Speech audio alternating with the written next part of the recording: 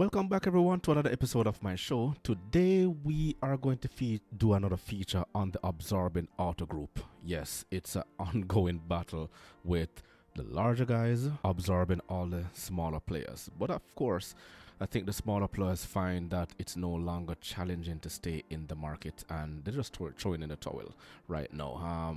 A lot of them have given up, considering what is taking place in the economy, and of course, they absorb the large demand by manufacturers to keep abreast of the changing platform that is currently happening within the auto industry itself. But for my podcast listeners, you can watch this full episode on my YouTube channel. But before we begin, please check out my ebook, The Parts Manager Guide, Proven Strategies Used to Maximize Sales and Process Improvement. The links are in the description box below. Remember to hit that like button for more content and subscribe if you find my topics informative, so you'll be notified when I drop a new episode. It'll only take you 1.5 seconds to do so. A friendly reminder that I may be the only program that takes you beyond the sales department consistently, of course. Others focus specifically on cars, their performances, look, style, features, and DIY videos from mechanics. So let's get right into it. Canada this week sold 7 of its dealerships in the Greater Toronto Area to a pair of dealer groups. A1 Group of Dealerships and Zanken Automotive Group joined forces to buy Mercedes Toronto Retail Group. Terms of the transaction were not disclosed, but the deal is to be finalized by the end of the first quarter in 2022. The sale means that all 59 Benz stores in Canada are now privately owned. Mercedes-Benz Canada CEO Ava Weiss says the transaction will create a network of dealerships that can act with even more speed and agility. She also says the move will... So, more and more dealerships are being absorbed by large auto groups, and I've mentioned that before, and I've mentioned it time and time again on my previous episodes that are posted low. You can go and check those out as well. It's both a good thing and a bad thing. We'll get a little bit into that a little bit later on. But about Mercedes-Benz, and I took the article here from Yahoo, is that Mercedes-Benz Canada is responsible for the sales, marketing, and service of Mercedes-Benz and Mercedes-AMG passenger vehicles and Mercedes-Benz vans. It has a headquarters here in Toronto, Ontario, and Mercedes-Benz Canada Inc. employs approximately 1,050 people in 17 locations across Canada. Through a nationwide network of 7 Mercedes-Benz owned retail operations and 52 authorized dealerships, Mercedes-Benz sold 35,396 vehicles in 2020 alone. This positioned Mercedes-Benz as the top luxury manufacturer in Canada for the 7th consecutive year. Now, it's not unusual for manufacturers to own dealerships. So dealerships are used to move their own products, and this they do in numerous countries.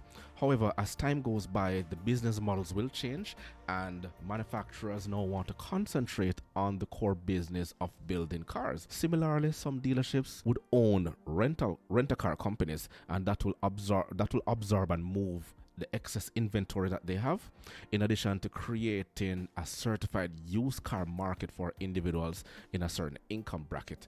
Let me continue with the story here. Will allow the automaker to focus its efforts and resources on supporting a strong independent national dealer network.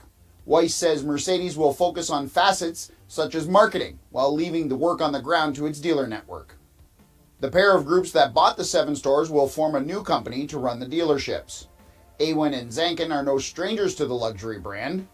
Sylvester Chuang of the A1 Group of Dealerships operates Mercedes-Benz Oakville, Mercedes-Benz Victoria, and Mercedes-Benz Nanaimo, while the Zanken Automotive Group owns Mercedes-Benz Newmarket and Mercedes-Benz Durham. Together they own a combined 54 dealerships across Canada. Chuang and Zanken both said partnerships between existing dealer groups will become more common as growth and expansion are going to require 54 dealerships across Canada. That's not a small total, believe it or not. And that's just 2 dealership groups owning 54 dealerships across Canada. Require more and more capital. For the list of dealerships sold in the transaction, head to our website, automotivenews.ca. And if you go into the article here, which I'm going to post in the description box below, and it tells you what these groups are, okay? So the Founded in 1973 by Joe Zankin, the Zankin Automotive Group currently operates more than 34 dealerships in total across Canada. Meanwhile, the Awin Group of dealerships currently represents marques of distinction at 20 dealerships in total across Toronto, Richmond Hill, Thornhill, Markham, Durham, and Oakville. This is called the Greater Toronto Area, of course. Now, I have experienced this before where family-owned dealerships was bought by a large corporate entity.